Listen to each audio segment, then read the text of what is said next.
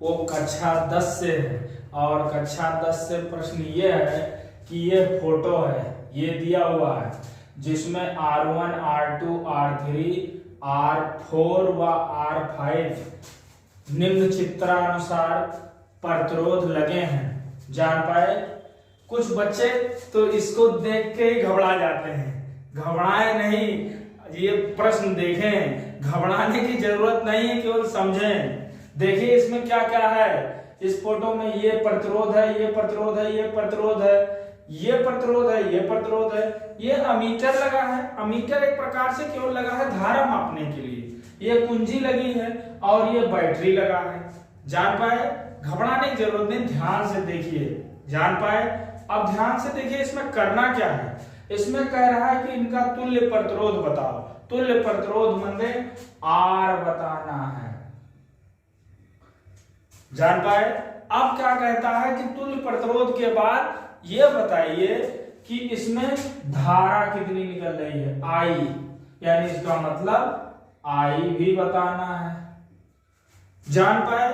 कुछ बच्चे ये फोटो देखते हैं और घबरा जाते हैं। घबराने की जरूरत नहीं है, पहले जानिए इसमें करना क्या है। इसमें करना हमारा परम उद्देश्य यही है कि तुल्य प्रतिरोध लाओ और कुल धारा लाओ।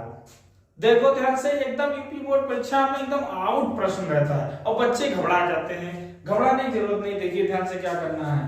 पहले आप ध्यान दीजिए क्या करना है। पहले ये देखिए आपको दिख रहा होगा और ये दिख रहा होगा। आप आजाद देश के नागरिक हैं, आप चाहे इसको पहले ले लें और चाहे इसको ले लें। आप जानते हैं कि जब तक ये तीनों मिलेंगे नहीं तब तक काम नहीं होगा, और ये दोनों मिलेंगे नहीं तब तक काम नहीं होगा। देखिए क्या होगा। आप देखेंगे R1, R2, R3 एक बिंदु से जुड़े हैं भैया, और इनका भी देखिए एक बिंदु से जुड़े हैं। इसका मतलब ये क्या है, समांतर क्रम में है। तो ध्यान से देखो भैया, इसका मतलब R1, R2, R3 समांतर क्रम में है भैया।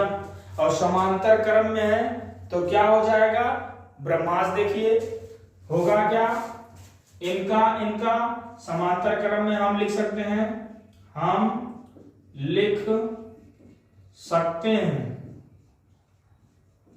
कि 1/r डैश लगा लीजिए, क्योंकि डैश इसलिए लगा रहे हैं क्योंकि अभी ये दोनों बच रहे हैं, फाइनल रेजिस्टेंस नहीं मिल रहा है।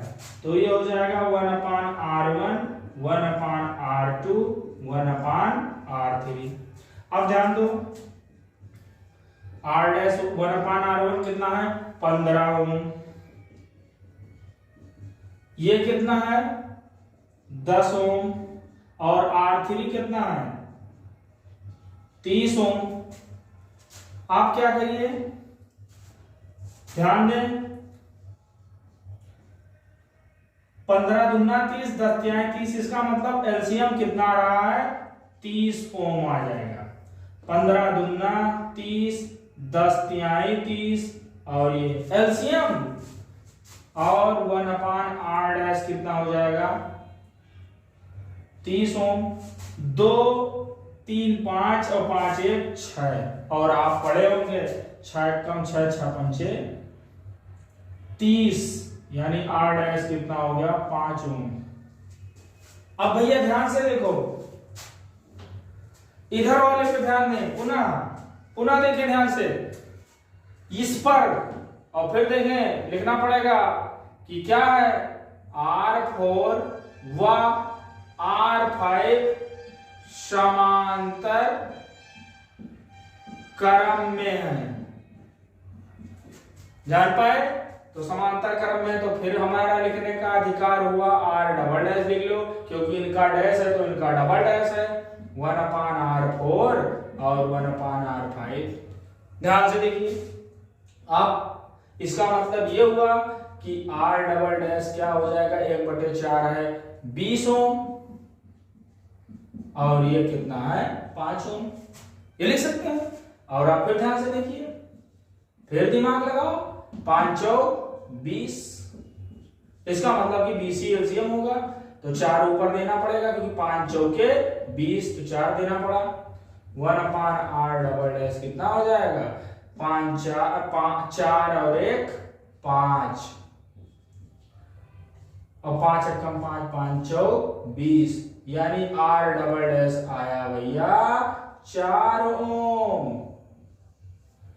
अब हमसे क्या पूछा गया है? पूछा गया है कि इनका कुल प्रतिरोध कितना होगा।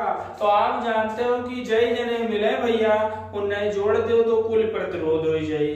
तो एक मतलब हमारे का हो कुल प्रतिरोध, तब कुल प्रतिरोध R जानता हूं इनसे मिला है डैश ये, और इनसे मिला है भैया डबल डैश, और आप जानते हैं ये है 5 ओम और ये है भैया 4 ओम, और 5 4 कितना हुआ भैया 9 ओम। ये आपका आंसर हुआ। जान पाए? अब ध्यान दें क्या है इसमें, धारा भी पूछा है। तो धारा के लिए क्या करें? हम जानते हैं रामबाण, हम जानते हैं कि I बराबर B/R। ब्रह्मास्त्र चलाए तो भैया प्रश्न धराशायी हो गया। और ये ब्रह्मास्त्र वोल्टेज कितना दे रखा है? चित्र में देखो 18 वोल्ट 18, और रेजिस्टेंस कितना रखा है? 9 9 कम 9 9 दूनी 18। I बराबर कितना आएगा भैया 2 एम्पियर। यही होगा आंसर। तो इस चित्र में जान पाए भैया कि कितना होगा रेजिस्टेंस? रेजिस्टेंस होगा 9 ओम, और धारा इसमें बहेगी, मतलब यहां से जो निकलेगा करंट कितना होगा 2 एम्पियर निकलेगा। आशा है कि सब लोग जान पाए होंगे। धन्यवाद।